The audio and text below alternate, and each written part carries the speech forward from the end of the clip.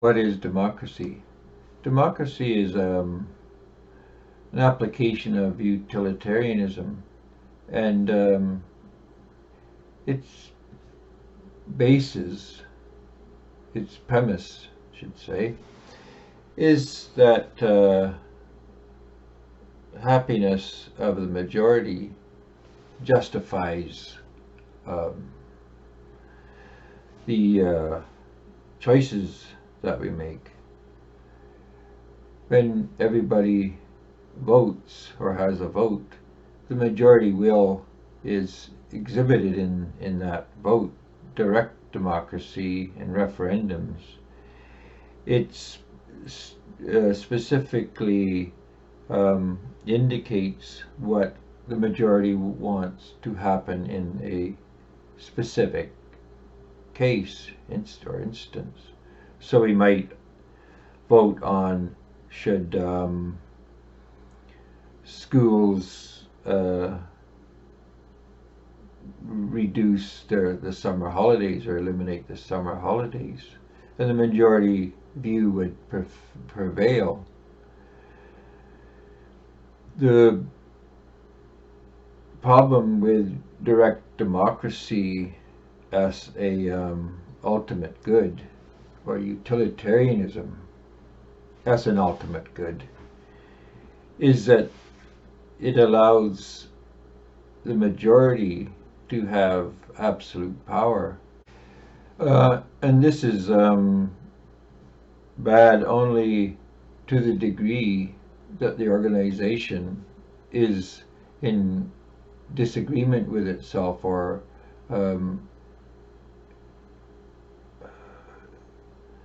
disunited. If the organization has severe splits in it, then there's the majority, the bigger group, the most popular position is going to have total dominance over the less popular position.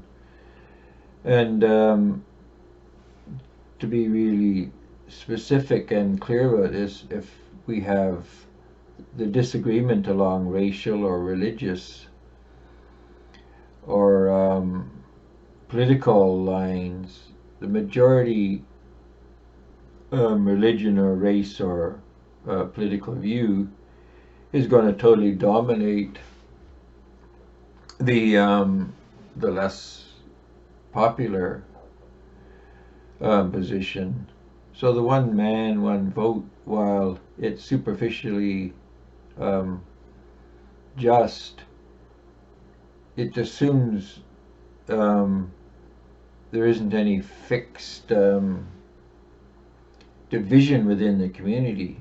But once you get these kind of fixed divisions, it becomes a matter of this group versus that group, and every issue becomes one of what does the majority group want on this issue? What's the majority group's position on this issue?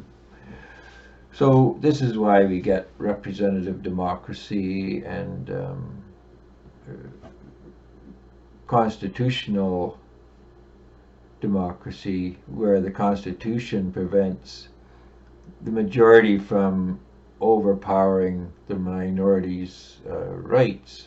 Certain level of rights is written into the Constitution. This is good, but it also hinders the flexibility of the organization. Whether this is good or bad depends on what kind of changes or laws you want to bring in. The gun lobby is protected by the Second Amendment of the American Constitution, but this also is seen as a severe hindrance, even to the hindering the rights of the people, because they cannot ban guns. Whether this is good or bad depending on it depends on which side of the divide you're on. So the question really is the happiness of the majority what's important? Or do we negate this value of happiness by saying that the value or the unhappiness, say, that can be created has to be considered? Is one person discriminated against or harmed equal to two people that are pleased with the outcome or benefited? This seems to be somewhat the underlying basis for representative democracy, in which the representative looks at the benefits that could be achieved for the majority, but weighs them against the harm that it could do to a minority.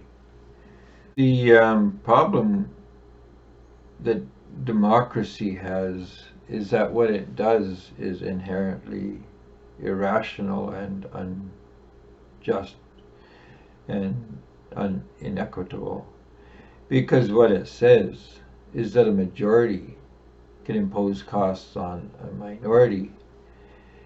And while we look at this in terms of qualitative impacts, the real issue is the financial or quantitative impacts. And the question is, what gives a majority the right to impose its costs on a minority? This is, of course, totally against the free market, in which we all pay our own costs and nobody imposes costs onto others. That is, nobody has to pay for a benefit that is not accruing to them specifically. But when we vote in a proposal in direct democracy, or we vote in a representative in a representative democracy, or we vote in a law or whatever in a constitutional democracy, the reality is that we're voting in either a specific expense or a individual who can create expenses that are paid for by a group that not necessarily is getting any benefit and may specifically be opposed to that proposal or project. So democracy is always some form or degree of a tyranny, as they say, a tyranny of the majority in the context of a direct democracy. So what we need is a free market, and we need a politics that reflects the free market. And this politics is what we call locavorism, because locavorism is not just about the local, it's about the individual paying for what he or she gets. It's the rule of the free market, of the buyer buying what he or she wants, but containing all costs within the transaction.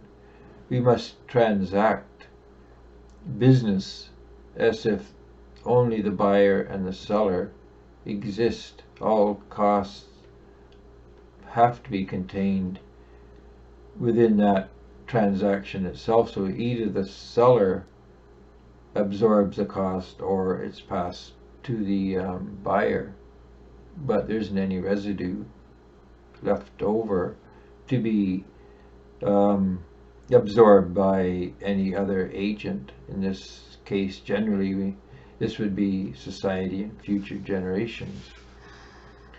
So democracy is not a free market. I guess that's the simplest way of summing it up. And what we need politically is a free market.